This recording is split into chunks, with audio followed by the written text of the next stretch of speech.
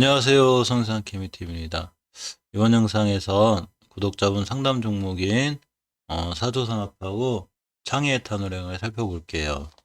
기술적인 부분에 관해서는 볼 거고요. 정치 이슈나 이런 게 있어도 일단은 뉴스나 이런 걸 제외하고 차트로서만 이게 깔끔하게 보는 게 좀 더 나을 때가 있어서 이 주식이 떨어질 때 각종 뉴스가 개입이 되면 자꾸 이제 그 합리화가 돼요. 주식은 떨어지는데 이런 일이 있겠지. 실제 그런 일 때도 올라가기도 하긴 하니까 특별한 건 뭐 그런 뉴스보다는 떨어질 땐 이제 손절 라인에서 생각해 보면 떨어질 땐 이유가 없어요. 그냥 손절이에요. 거기서 자꾸 합리적인 이유를 이제 자꾸 넣기 시작하면 끝도 없이 손절을 못 하게 돼서 어, 항상 손절할 때는 떨어지는 이유가 없다.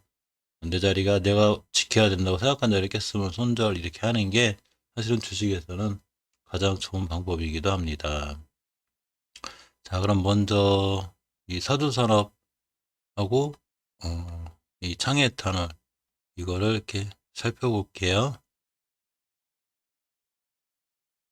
자, 먼저 사두산업을 보면 대표적인 사두시푸드나 사두동아원 뭐 이런 그 회사들이 있죠.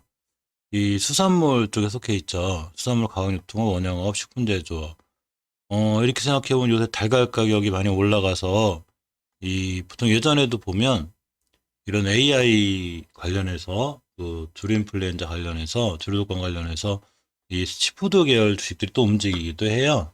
그리고 음, 사두시푸드나 CJ시푸드나 또 이제 그 비료주나 이런 것도 움직이기도 하고 이렇게 이제 그런 영향으로다가 또 오리 관련주들이 움직이기도 하는데 이렇게 보시게 되면 일단 사두산업 같은 경우에 월봉의 차트를 주의 깊게 볼 필요가 있어요. 보시게 되면 월봉에서 높은 위치도 아니고 아직은 이렇게 바닥권에 있는 거죠. 다른 종목들은 코로나가 회복되면서 이게 큰 폭으로 다시 복귀를 많이 했는데 아직 이 친구는 이제 큰 폭으로 복귀를 못하고 있는 상태예요. 근데 주식에서 이 추세 하락이 확정이 될 때 중요하게 지켜야 될 자리가 있어요. 바로 5개월 선이에요. 최초의 5개월 선을 이탈하게 되면 이렇게 이탈하게 되면 추세 하락이 확정이 되는데 더군다나 5개월 선, 즉 5개월 동안 지켜왔던 가격을 이탈하는 거기 때문에 이렇게 큰 하락이 이어지죠.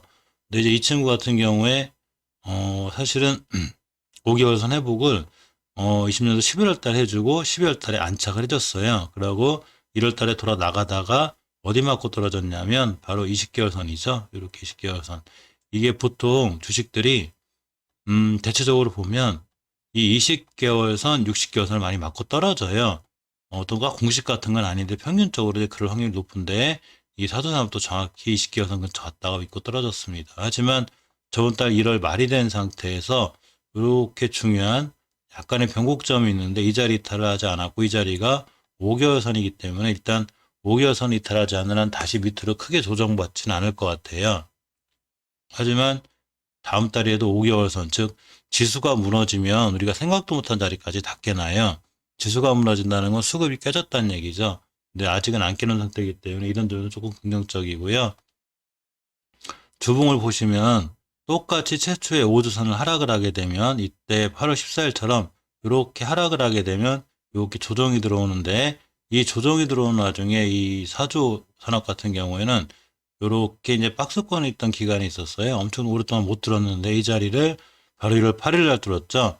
그리고 1월 15일 이 속한주에 딱 찍고 올라가서 이제 5주선, 10주선 근처까지 와 있는데 여기서 약간 더 추락할 수는 있어요. 더 하락할 수는 있는데 이 박스권 안으로 들어오지 않는 게 중요해요. 그렇다고 이제 월봉 5개월 선이나 5개월 선의 가격이 3만 원대인데 또 여기나 주봉 여기까지 기다리기엔 손절 라인이 깊어서 자, 일봉에서 보시면 잘 우상향을 유지하다가 지수가 무너지는 4일 동안 같이 떨어졌죠.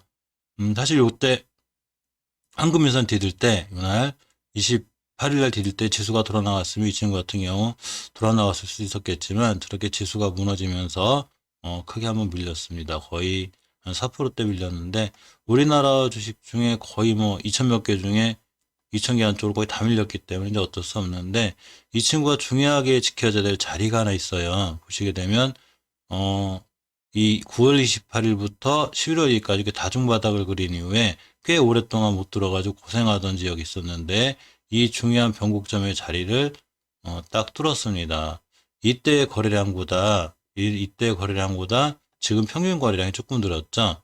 이때 뭐 15,000주, 6,000주 이랬다면 지금은 그래도 8만 주, 5만 주 뭐 이렇게 조금 더 늘은 상태예요. 근데 이렇게 거래량이 늘어난 상태에서 만약에 이 안으로 다시 들어오게 되면 이 친구는 다시 한번 이 그 변곡점 안으로 들어오게 돼서 다시 한번 도전을 거칠 수 있는데 다행히 어제 금요일 거래에서 꼬리를 잡고 살짝 돌아주는 모습을 보였기 때문에 이평선 기준으로 보면 일단 60일선에 이탈 안 해야 돼요. 요때 12월 23일도 그랬고 12월 19일도 이 60일선에 이탈 안 했죠. 이 수급선이라는 분리는 60일선에 이탈 안 해야지만 돌아 나갈 수 있고 또 환급일선 회복과 함께 거래량이 실리면 다시 한번 돌아 나갈 수 있는 지표가 되기도 합니다. 이런 거에 대한 확증은 5개월선 이탈하지 않았다는 조건 하에요. 5개월선 이탈하지 않았다는 얘기는 아직은 이 종목이 추세가 완전히 꺾이지 않았기 때문에 시장이 살아나면 60일선을 딛고 잘 돌아나갈 수 있는 이런 모습이 예상되기도 해요. 주식은 이렇게 예상을 하지만 대응 영역이기 때문에 반드시 이렇게 중요한 변곡점 자리를 밑으로 떼고 내려오면 60일선 깨고 내려오면 한번 좀 손절이라든가 비중 축소 이런 면을 조금 고려해 봐야 되지 않을까 하고 조심스럽게 말씀드려 봅니다. 자, 두 번째 참 죄송합니다. 이 재물 한번 보고 가야 돼요. 왜냐면 재무가 탄탄해야 그래도 들고 있는 안심감이 있으니까 현금 유보율이 1500%에 부채비 127% 나름 굉장히 단단한 회사죠. 해마다 배당도 조금씩 주고 있습니다. 많이 좀 주지. 영업이익 크게 적절한 편도 아니고 그냥 꾸준한 실적을 유지하고 있기 때문에 크게 재무적인 면이나 이런 면에서 많이 안 좋거나 그런 종목가 아니라 또 월봉에서 크게 이렇게 월봉 이렇게 높은 데서 이렇게 그런 경우가 아니기 때문에 어차피 코로나 사태 때 밀렸을 때 이 정도니까 뭐 크게 높은 위치는 아니라고 생각이 됩니다. 자, 다음 창의에탄올을 볼게요. 아까 잠깐 창의에탄올을 봤는데 창의에탄올 지금 상황은 마냥 깔끔한 상황은 아니에요. 자, 영업이익은 꾸준히 잘 나고 있고요. 현금 유보율 2000%, 부채비 48%, 재무가 단단하고요. 배당 성향이 좋네요. 이게 해마다 3%, 4%면 은행권보다 훨씬 많은 이자를 주는 올해는 얼마나 줄지 모르겠지만 어쨌거나 배당 성향은 굉장히 강한 종목입니다. 자, 그렇지만 이 친구가 금방 전에 설명드린 5개월 선의 하락은 굉장히 위험하다고 그랬는데 5개월 선을 깼죠. 그렇기 때문에 추가로 이 무릎 무너진 건데 자, 5개월 선을 깼으면서 이제 이전 저점을 바라봐야 되죠. 전월의 저점이나 이렇게 그동안 지켜왔던 자리를 잘 지켜야 되는데 이 자리를 이탈하게 되면 이제 큰 하락으로 이어질 수 있고 밑으로 쭉 밀리게 되죠. 이 자리를 잘 지켜주고 돌아 나가게 되면 바로 11월 달처럼 또 돌아 나갈 수는 있어요. 주봉에서 최초에 이렇게 12월 24일 속한주에 5선을 깼기 때문에 5주선을 깨면 중기 추세의 조정 그렇게 돼서 쭉 밀렸고 이제 조정을 받는 과정인데 저번 주에 저가보다도 지금 더 깨져 있기 때문에 추세가 깔끔하게 좋다거나 이런 건 아니에요. 여기 중요한 또 주봉의 변곡점 이 10월 8일부터 10월 30일까지 옆으로 가던 구간이 있었는데 이 구간에 이렇게 보시게 되면 이렇게 박스권으로다가 잘 지켜주던 가격이에요. 즉, 이 친구가 지금 여기에 대한 저가에 와 있죠. 이 자리 깨면 큰일 나고 더 밀리게 돼요. 위험해져. 이렇게 돼버려요. 그러니까 더 밀리면 안 되고요. 자, 일봉에서 보시면, 이 친구가 아까 금방 사주산업과 마찬가지로 주식이, 상승과 하락을 반복하면서 이렇게 변곡점이라는 게 생기는데, 산이라는 것도 생겨서 이렇게 산같이 이게 저항선으로 자리 잡게 돼요. 저항선으로 잘 잡게 된다는 얘기는 이걸 뚫고 안착을 못하면 이렇게 또 밀리고 밀리죠. 근데 거꾸로 언덕 같은 게 생기면 지지선이 돼요. 따라서 창의의 터널은 이때 생긴 10월 28일 이때 생긴 지지선 밑으로 깨지면 안 되는데 지금 꼬리가 이 근처로 왔다 갔죠. 이 얘기 뭔 얘기냐면 월요일날 지수가 무너지면서 또 밀리더라도 마지막 지지선이 하나가 있는데 요선 즉 12,400원대를 이탈하면 안 돼요. 그래서 살짝 찍고 돌아 나가더라도 반드시 이 가격을 사수해 줘야 되고요. 이 자리를 이탈하게 됐을 땐 조금 심하게 무너질 수 있어요. 왜냐하면 월봉에서 이 중요한 지지선을 깨는 거기 때문에 하향의 길을 걸을 수가 있어요. 지금은 그나마 큰 그림으로 보면 이렇게 박스권에 있는 거예요. 박스권 상단부터 하단까지 왔다 갔다 하고 있는데 주식에서 이제 가장 기본적인 거죠. 박스권 하단을 이탈하게 되면 큰 하락으로 이어지고 박스권 상단을 완벽하게 돌파해주면 상승으로 이어집니다. 다행인 거는 이제 1월 달에 거래량이 크게 실리면서 이제 이렇게 된 건 아니기 때문에 다행인데, 거래량이 실리면서까지 떨어지면 우리가 생각도 못한 어떤 일이 있는 거죠. 근데 거래량이 없었다는 얘기는 그나마 다행이고요. 다음 달이라도 이 박스권에서 이제 밀리면 안 되고 들어와서 양봉 떠줘야지만 이 박스권 안에라도 있는 형태가 되고요. 박스권 돌파 안착할 때가 또 중요한 매수 타이밍이 되기도 합니다. 일단은 월봉에서 어떤 좋은 거래량이나 큰 거래량이 보이지 않기 때문에 어떤 다른 이슈는 안 보이는데, 주식이랑 어떻게 될지 모르죠. 실질적으로 뭐 이러다가 상 때리고 막 이런 거 많기 때문에 이렇게 돼 버리죠. 이렇게 막 10%씩 가볼 수도 있기 때문에. 근데 중요한 거는 그렇게 되려면 일단은 자리를 잘 지켜야 돼요. 이렇게 중요한 자리를 잘 지켜야 되는데, 금요일의 상황은 일단은 저점에, 이 마지막 저점의 변곡점에 대한 자리는 일단 잘 지켜낸 거예요.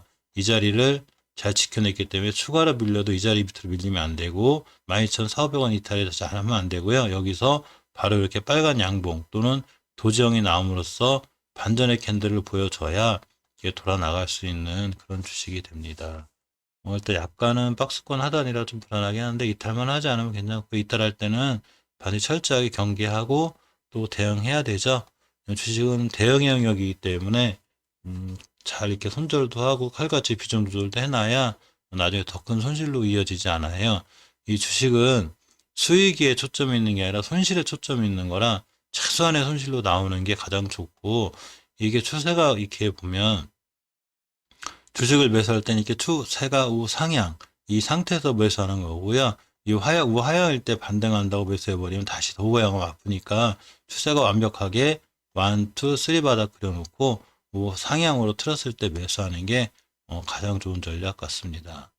자, 이상 구독자분 상담 종목 중에 사조산업하고 창의해탄을 알아보았습니다. 영상 시청해주셔서 감사드립니다.